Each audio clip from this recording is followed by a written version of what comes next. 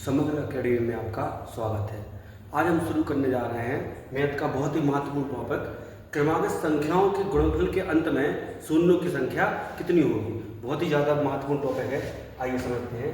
आप इस टॉपिक में छोटी सी बात समझिए कि 5 और सम संख्या 2 के गुणनफल से ही शून्य बनता है। 5 और 2 के गुणनफल से क्या बनता है? एक शून्य बनता है।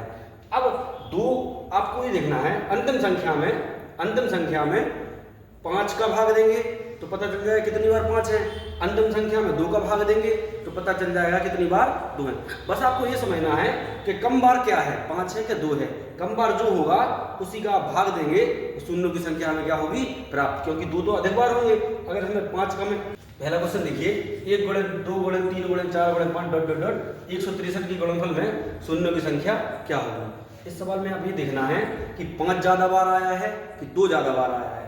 तो इसमें देखिए 2 तो बहुत ज्यादा बार आया होगा, 5 क्या होगा? कम बार होगा।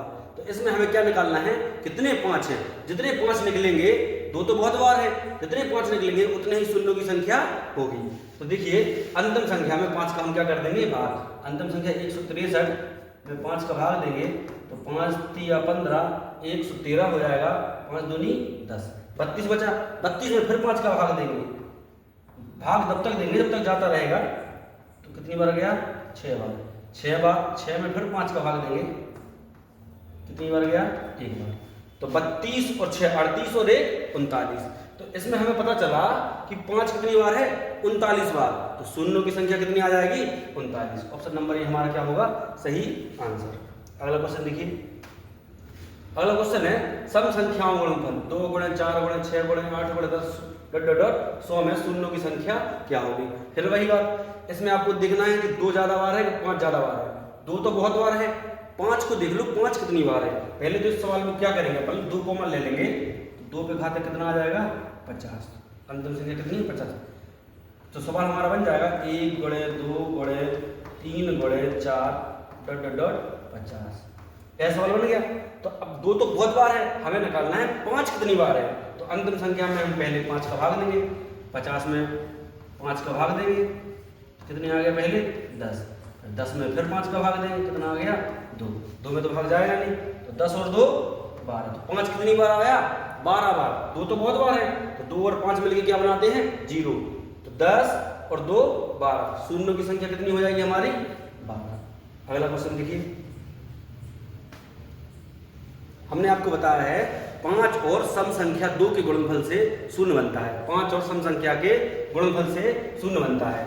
इसमें कहीं पर भी शून्य संख्या नहीं। 5 तो मिलेंगे, 5 15 25 35 सब मिलेंगे, लेकिन सम संख्या नहीं है। तो जब किसी भी 5 में सम संख्या बनानी होगा तो शून्य की प्राप्ति नहीं होगी। तो हम कह सकते हैं बिना सम संख्या के कोई शून्य नहीं बनेगा। तो इसका आंसर क्या आ जाएगा? ए। शून्य की संख्या 0। अगला क्वेश्चन देखिए। 5 गुणे 10 गुणे 15 गुणे 20 गुणे 25 डॉट डॉट डॉट 265। इस सवाल में समझना है आपको। इस सवाल में 5 तो बहुत बार है, इसमें आपको क्या करना, चेक करना पड़ेगा 2 कितनी बार है। 5 तो बहुत बार है, 2 कितनी बार है। तो आपको पहले तो 5 कॉमन ले लेंगे। तो 5 कॉमन लेंगे तो 5 कॉमन लिया तो कितनी बार भाग गया? 55 25 35 15। तो 5 पे घाते 53 आ जाएगा कॉमन। तो सवाल हमारा बन जाएगा एक आगे 5 कॉमन ले लिया, 1 गुणे 2 गुणे 3 गुणे 4 डॉट डॉट डॉट 53। हमारा क्वेश्चन कैसा बन जाएगा? ऐसा। हमने आपको बताया 5 तो बहुत बार है। अब इस सवाल में आपको क्या चेक करना है? 2 कितनी बार है। तो 53 में 2 का भाग दिया, कितना आया? 26। 26 में 2 का भाग दिया, कितना आया? 13। 13 में 2 का भाग दिया, कितना आया? 6। 6 में 2 का भाग दिया, कितना आया? 3। 3 में 2 का भाग दिया, कितना आया? 1। तो 26 और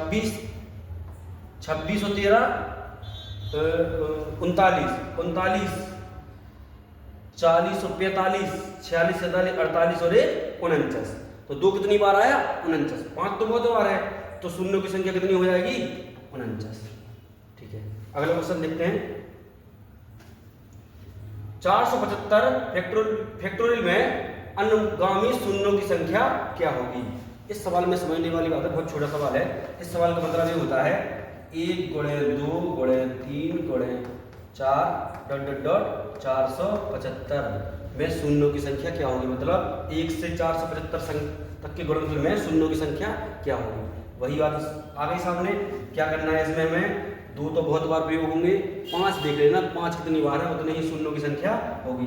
तो 475 में 5 का भाग देंगे तो 5 9 45, 5 25, 95 में 5 का भाग देंगे तो 5 कम 5, 4 5 9 45, 19 में 5 का भाग देंगे 5 3 15। अब तो तीनों भाग जाएगा नहीं, इन तीनों को हम जोड़ेंगे तो क्या प्राप्त होगा, तो 95 और 19 और 13 को जोड़ेंगे तो कितना हो गया, 105 और 9 114, 115, 116, 117। ऑप्शन नंबर ये हमारा क्या होगा, सही आंसर। आशा करते हैं आपको सवाल समझ में आए होंगे।